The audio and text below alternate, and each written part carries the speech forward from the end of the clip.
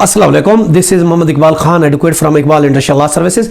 आज का जो हमारा लीगल लेक्चर है वो is every agreement necessary to draft on stamp paper.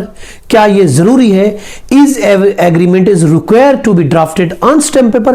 क्या ये जरूरी है कि हर एग्रीमेंट को हम स्टाम्प पेपर पर तहरीर करें? अगर स्टाम्प पेपर पर नहीं करते तो क्या उसकी वर्थ, उसकी वैल्यू खत्म हो जाएगी? ये आज हमने इस लीगल लेक्चर में देखना है कि क्या हर मुआहदा के लिए जरूरी होता है कि उसको स्टाम्प पेपर पर ही तहरीर किया जाए। ये इसके बारे में अगर हम देखते हैं, देखिए क्या ऐसा मुआहदा जो स्टाम्प पेपर पर हम नहीं अगर बनाते तो क्या वो इस बेस पर इनवैलिड हो जाएगा कि आपने वो एग्रीमेंट स्टाम्प पेपर पर नहीं बनाया? क्या वो इनफोर्सेबल नहीं होगा? अनइनफोर्सेबल होगा in the eyes of law. कानून में अगर हम उसको इन्फोर्स कराना चाहेंगे, क्या वो इन्फोर्स नहीं हो सकेगा? ये आज हमने देखना है। देखिए मुआहदा एग्रीमेंट याद रखें, चाहे स्टैम्प पेपर पर भी हो या बगैर स्टैम्प पेपर पर भी हो सकता है। जरूरी नहीं कि हर एग्रीमेंट स्टैम्प पेपर पर हो। मुआहदा स्टैम्प पेपर पर भी हो सकता है और बगैर स्टैम्प पेपर पर भी एग्रीमेंट हो सकता है। मुआहदा के लिए कुछ कानूनी एसेंशियल दी गई हैं, कुछ कानूनी जरूरियात दी गई है। अगर वो पूरी हो जाती है तो एग्रीमेंट कंप्लीट हो जाता है। उसके लिए ये जरूरी नहीं है कि वो चाहे स्टैम्प पेपर पर है चाहे वो सादा कागज पर है। कॉन्ट्रैक्ट एक्ट के मुताबिक मुआहदा के लिए जरूरी है, अगर हम कॉन्ट्रैक्ट एक्ट 1872 को देखते हैं, उसके लिए यह जरूरी है कि उसमें फ्री कंसेंट होनी चाहिए, पहली बात। दूसरी बात है लॉफुल कंसीडरेशन होनी चाहिए। तीसरी बात लॉफुल ऑब्जेक्ट होना चाहिए। किसी कानूनी मकसद के लिए लॉफुल कंसीडरेशन में फ्री दो पार्टियों की रजामंदी होनी चाहिए, एक की प्रपोजल दूसरी की एक्सेप्टेंस होनी चाहिए और प्रॉमिस होना चाहिए। ये चीजें दी गई है, जरूरियात जो कि कॉन्ट्रैक्ट एक्ट में दी गई है। अगर ये चीज पूरी है तो वो मुआहदा कंप्लीट हो जाएगा। उसकी अगर हम देखते हैं, उसकी इंटेंशन क्लियर है, अनएम्बिगुअस है, अनक्वालिफाइड है कि किस तरीके से एक ये चीजें अगर पूरी है तो वो हमारा एक एग्रीमेंट अगर बनता है। अगर एग्रीमेंट, ये एक चीज भी है कि एग्रीमेंट लॉ के अगेंस्ट नहीं होता है। जैसे देखिए लॉ फॉर ऑब्जेक्ट होना चाहिए, लॉ के अगेंस्ट नहीं होना चाहिए।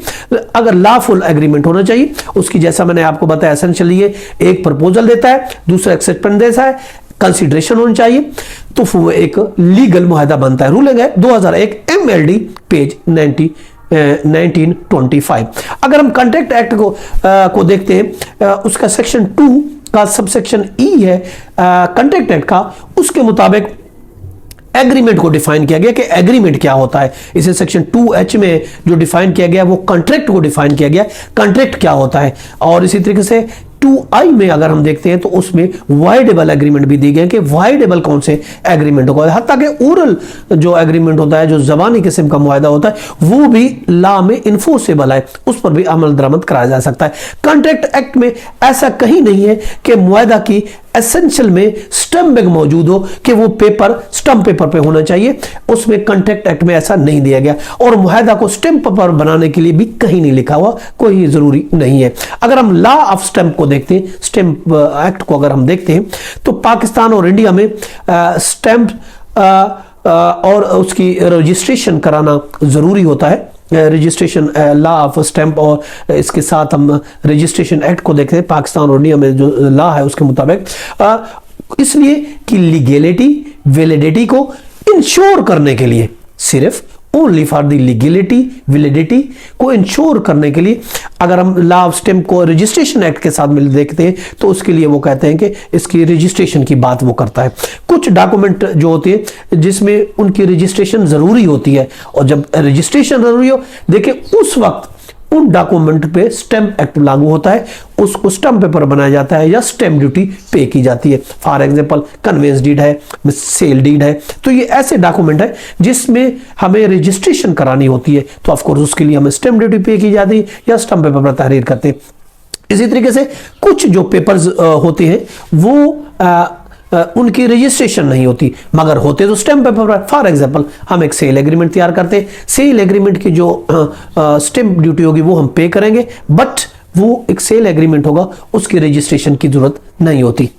इसी तरीके से वो मुआहदे जो स्टैम्प पेपर पर नहीं होते, सेक्शन 35 स्टैम्प एक्ट को अगर हम देखते हैं, वो ये कहता है अगर डॉक्यूमेंट पर मुकर्रर स्टैम्प ड्यूटी पे नहीं की तो कोर्ट ऑफ लॉ में इनविजिबल नहीं है।